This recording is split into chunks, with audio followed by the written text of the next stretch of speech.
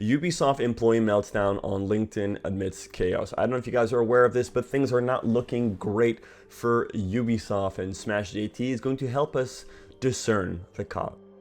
Links in the description down below as always, and while you're down there, don't forget to hit like, share, favorite, and subscribe. And without further ado, let's begin.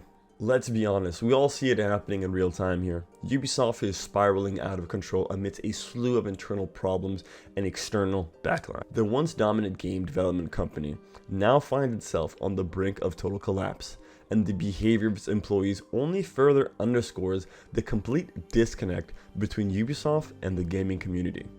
In the latest example, monetization director Steve Chessard lashed out at gamers and even his fellow developers, reminding everyone why Ubisoft's clueless approach is putting the company on a collision course with bankruptcy. Unfortunately, regardless of how many people scream at the top of their lungs that Ubisoft is headed towards bankruptcy, they're not going to listen and are always going to refer back to just blaming the consumer, which is insane to me, because customers always right does not mean that the customer is actually right, but what it means that if the customer wants black and red and not red and black, then you make something that's black and red and you don't complain about it, even though it's essentially the same thing.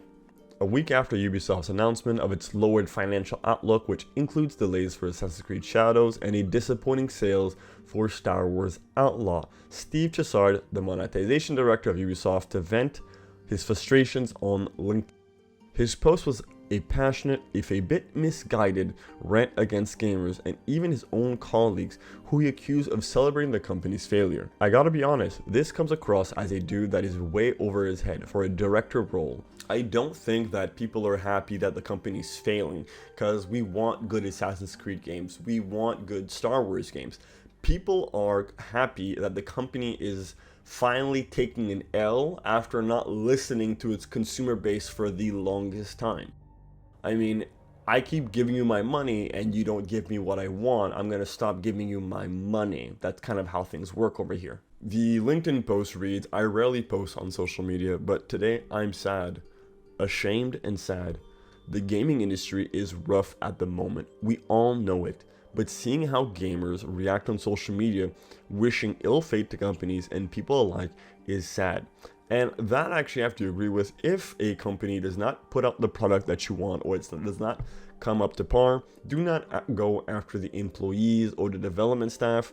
Most of these people probably don't have any decision-making power. Even though it's always the vocal minority that expresses themselves on social media, I was hurt and ashamed to be part of this community. Yes, it may be a local minority on social media. However, you can definitely tell that most people do feel this way because it reflects in your stock prices. They have dropped to an abysmal level in the last 20 years. What is even more revolting is coming on LinkedIn and seeing the same comments from people within the industry. On top of exposing yourselves as clearly non-decent human beings, you are affecting thousands of employees that are already impacted by all the hate despite doing their best to deliver incredible experiences.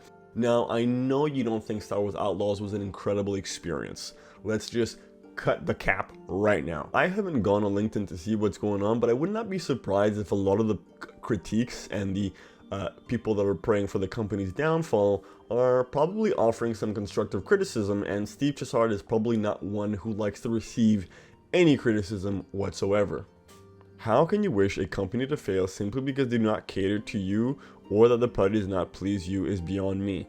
We're all in the same boat. Please, please, please stop spreading hate. We should all uplift each other instead of bringing each other down.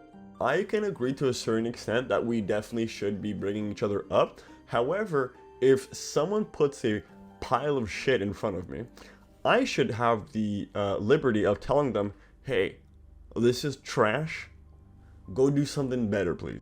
Because when you enter a state of toxic positivity where you can't criticize and you can't point out anything negative, then you're not really leaving people the room to grow and improve on their art, which is kind of what seems like it's going on at Ubisoft. And also, like, I understand the community is upset that Ubisoft is not catering to them, because let's face it, 10, 15, 20 years ago, the people playing Assassin's Creed games were mostly men.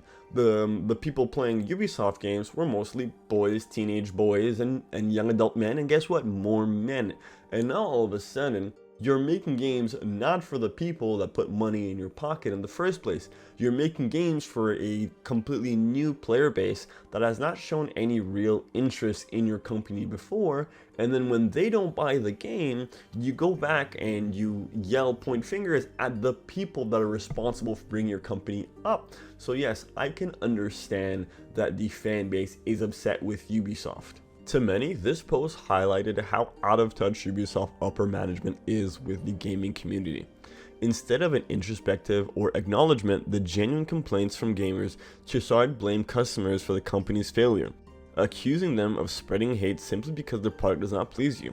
He ended with a plea: "We're all in the same boat, please, please, please stop spreading hate. We should all uplift each other instead of bringing each other down." Business is brutal, and the gaming industry has proven time and time again that it is beyond bloated with useless jobs and unqualified employees. The irony of Chissard's plea for unity wasn't lost on the community, especially as it came from a company so dedicated to woke ideology, pushing agendas that seems increasingly disconnected from the player base, despite Ubisoft CEO Yves Guillemot's insistence that the company's entertainment first and not pushing any specific agenda. The diversity, inclusion, and accessibility page on the website reveals a different story. The same creativity, growth mindset, and dedication from the foundation are approach to diversity and inclusion. To truly have an impact, we must leverage innovative ideas and diverse perspectives to continue building a company and an industry that is welcoming to all. I said it before, and I'll say it again. The only people that should be in the office are people that are qualified. I don't care if you're black, white, Chinese, purple, Mexican, Puerto Rican, gay, Jewish. There you have it, folks. Ubisoft is on the brink of collapse. Will they learn from their mistakes, or are we going to watch this company burn itself to the ground? Let me know what you think in the comment section down below. While you're down there, like, share, favorite, and subscribe, because we're on the road to 400 before the end of the month. And if you don't want to help, well, remember, at the end of the day, I'm just some guy on the internet, and I'll see you guys next time. Peace.